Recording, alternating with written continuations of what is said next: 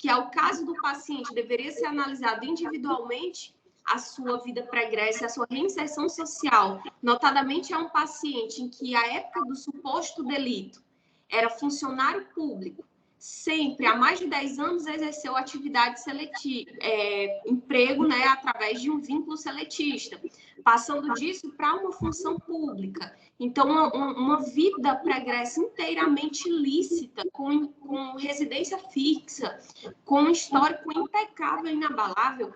Se para o cumprimento de uma pena eu analiso isso, eu não imponho um monitoramento eletrônico de forma automática, como para uma medida cautelar que tem natureza excepcional, que eu devo analisar a proporcionalidade da medida, a razoabilidade da medida, eu aplico o monitoramento eletrônico somado ainda a outras medidas cautelares.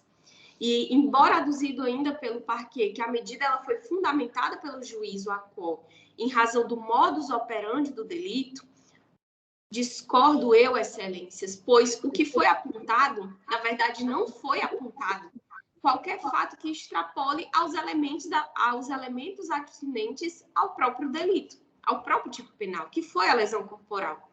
Então, não foram indicados qualquer dados concretos que denotem a imprescindibilidade da limitação à liberdade, de maneira que o periculum libertatis ele é um requisito indispensável ainda para a aplicação do monitoramento eletrônico, ele não restou suficientemente provado. E, às vezes, a prática processual, a prática penal, nos faz entender, enxergar o monitoramento eletrônico como algo que é diferente da privação de liberdade de um cárcere. Mas, excelências, está no rol também de medidas privadoras de liberdade.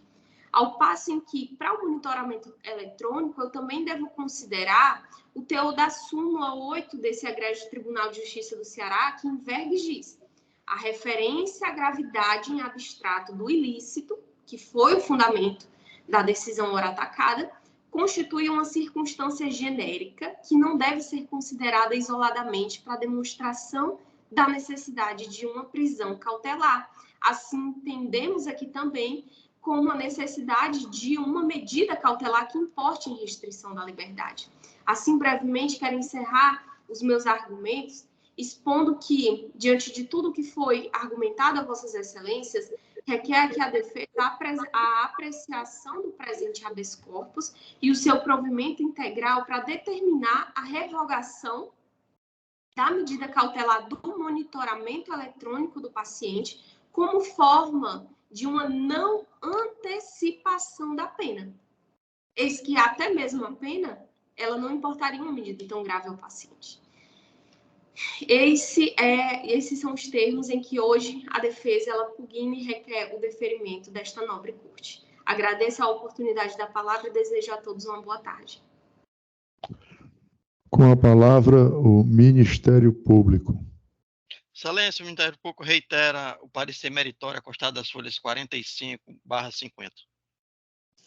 Devolvo a palavra ao eminente relator, desembargador Carneiro Lima.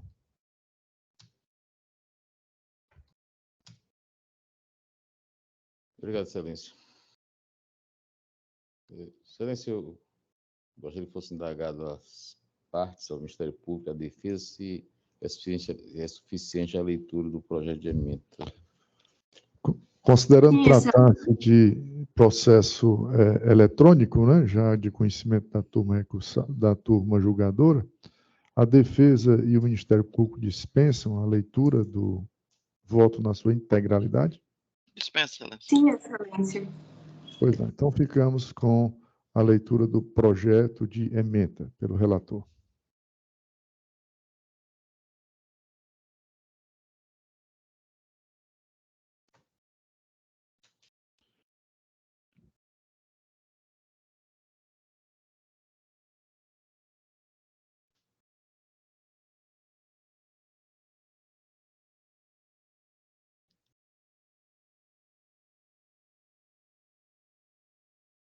Habeas corpus penal processual penal. Condenação pelos crimes tipificados no artigo 129, caput do Código Penal contra a vítima Ricardo Alexandre Freire e no artigo 129, parágrafo 9º do Código Penal, combinado com o artigo 7º, inciso 1 da Lei nº 11.340/2006, contra a vítima Maria das Graças. Pleito de revogação de monitoramento eletrônico, matéria não submetida ao exame na origem. Impossibilidade de conhecimento sob pena de supressão de instância. Não existe situação excepcional apta a ensejar a concessão do rito de ofício.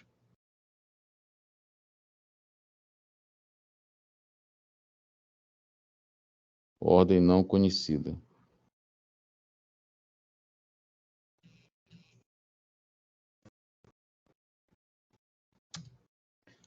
Habeas corpus com pedido de liminar impetrado em favor de Emerson Gondim Roberto, apontando-se com autoridade coatora, juiz de direito da vara única determinada com marca de Russas.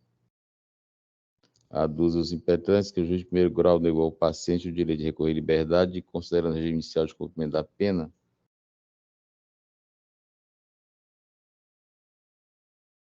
determinou a expedição de alvará de soltura condicionada ao uso da tornozeleira eletrônica sob as regras de recolhimento do regime aberto.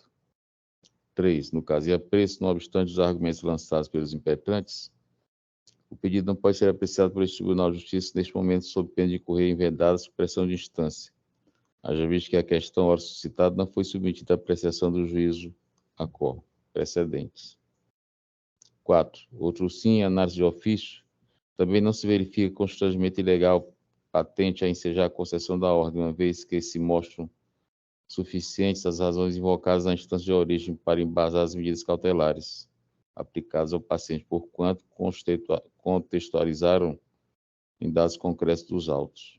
5. O magistrado de piso expôs exaustivamente acerca da gravidade concreta da conduta praticada pelo paciente, extraída do modus operandi utilizado na ação, uma vez que o paciente foi até o local de trabalho de sua companheira, tentando fazer entrar em seu veículo à força,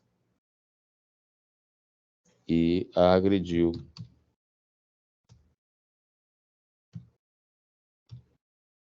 No rosto, além de ter armado-se de facão e corrido atrás de outro funcionário, revelando risco à integridade física das vítimas. 6. Outro sim, ressalta-se o risco de fuga, uma vez que o paciente foi preso pela Polícia Rodoviária Federal ao tentar fugir do distrito de culpa. Precedentes.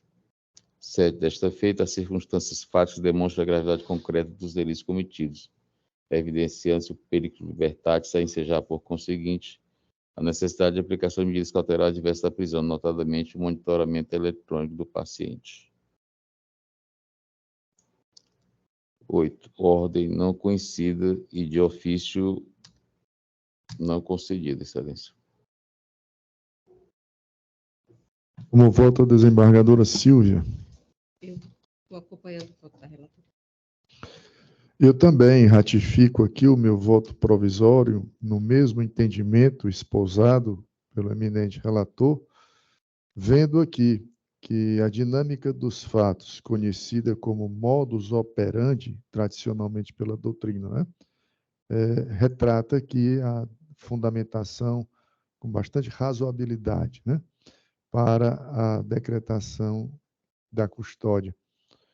E, além disso, também a questão da fuga pontuada, né, no voto do eminente relator. São parâmetros que, em regra, são consagrados pela jurisprudência como determinantes para a fundamentação da preventiva.